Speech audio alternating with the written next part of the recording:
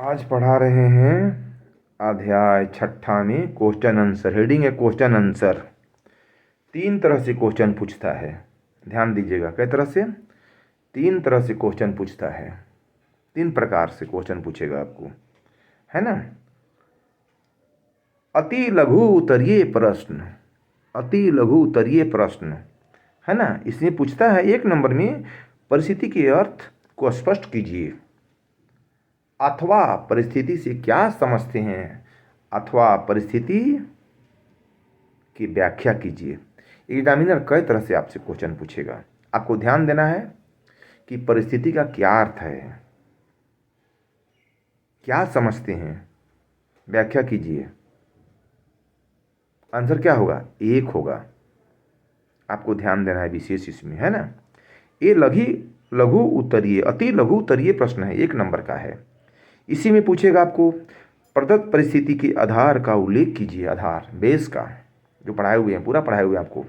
तो आपको देखना है रोल, भूमिका, किस चीज़ की भूमिका क्या होती है, भूमिका का क्या अर्थ है। जैसे एक सिनेमा के लिए एक रोल करता है, भूमिका अदा करता है, आपको पढ़ाए हुए हैं एक पिक्चर के लिए।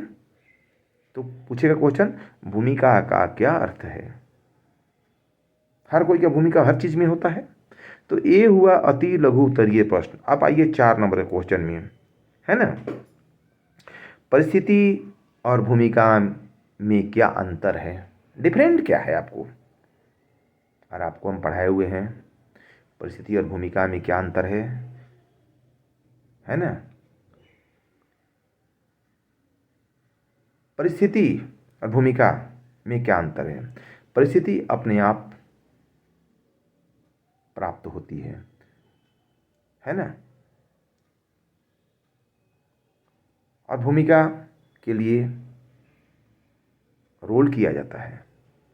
जैसे किसी फिल्म के लिए एक रोल, जैसे अर्जित भूमिका, प्रदत्त भूमिका, कितने प्रकार के हैं। प्रदत्त अपने आप प्राप्त होती है, अर्जित में मेहनत करना पड़ता है। क्वेश्चन आएगा प्रदत्त और अर्जित भूमिका में क्या अंतर है, दोनों में क्या डिफरेंट है, आपको आएगा क्वेश्चन 4 नंबर का। तो लिखना है प्रदत्त भूमिका अपने आप स्वयं प्राप्त होती है और अर्जित भूमिका मेहनत से, कठिनाई से प्राप्त होती है। आपको ध्यान देना है कि प्रदत्त भूमिका और अर्जित भूमिका में क्या अंतर है। प्रदत्त अपने आप प्राप्त होता है, अर्जित में मेहनत किया जाता है ना। ये हो गया। अब इसी में आएगा, ये लघु उत्तरीय प्रश्न हो गया। अब आएगा 6 नंबर का, है ना, है वर्णनात्मक प्रश्न आएगा, है ना। ये 4 नंबर का, परिस्थिति की परिभाषा दीजिए, परिस्थिति से क्या समझते हैं, सुधारण व्याख्या कीजिए।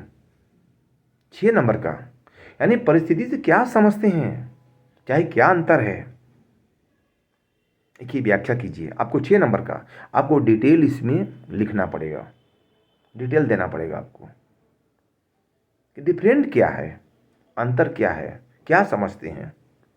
ये 6 नंबर क्वेश्चन है ना। अब एक क्वेश्चन और आएगा 6 नंबर में, भूमिका की अवधारणा को समझाइए तथा भूमिका की प्रमुख विशेषता की विवेचना कीजिए। भूमिका की विशेषता से क्या समझते हैं, भूमिका का क्या अर्थ है, भूमिका से क्या समझते हैं। बात समझे, भूमिका के बारे में आएगा आपको, है ना। भूमिका से क्या समझते हैं, भूमिका की कौन कौन सी विशेषताएं हैं, है ना। तो आपको डिटेल में ध्यान देना है, समझना है आपको। भूमिका आपको बताए अभी, किसी भी पिक्चर में रोल करने के लिए एक भूमिका अदा की जाती है, रोल किया जाता है। परिस्थिति क्या होता है, स्टेटस। भूमिका क्या होता है, रोल।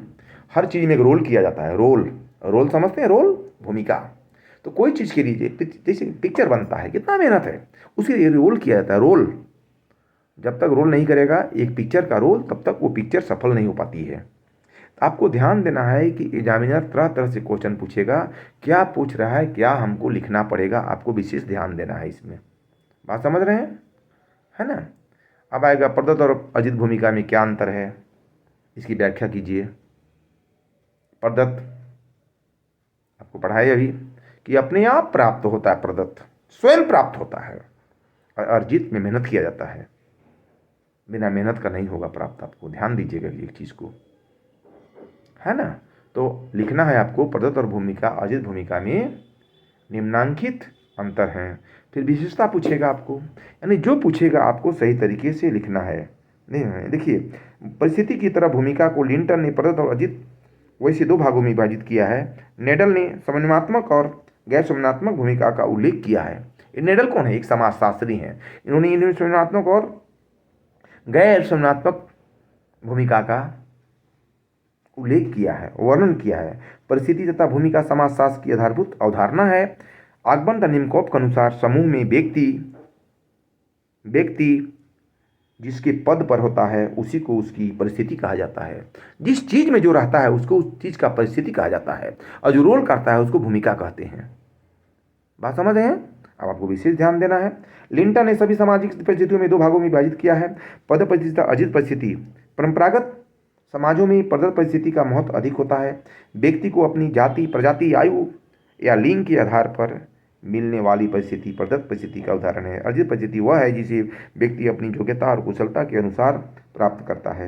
वर्तमान समाज में व्यक्ति की शिक्षा, संप्रति, व्यवसाय, राजनीतिक अधिकार और सामाजिक मूल्यों का पालन अर्जित परिस्थिति के प्रमुख उदाहरण माने जाते हैं, है ना। देखिएगा, परिस्थिति की तरह भूमिका को लिंटन ने प्रदत्त अर्जित वैसे दो भागों में विभाजित किया है। जैसे नेडल ने बताया है, संज्ञानात्मक और गैर संज्ञानात्मक। समाजशास्त्र में परिस्थिति और भूमिका के अध्ययन पर विशेष महत्व है। जिस समाज में लोगों की परिस्थिति और भूमिका के बीच जितना अधिक संतुलन होता है, वहाँ समाज उतना ही अधिक संगठित देखने को मिलता है। लोगों के इस व्यवहारों का निर्धारण भी अपनी परिस्थिति के अनुसार ही होता है। परिस्थिति और भूमिका में होने वाली परिवर्तन से किसी समाज में सामाजिक परिवर्तन की अर्जित प्रक्रिया को भी समझा जा सकता है। समझ रहे हैं ना? तो आज इतना ही।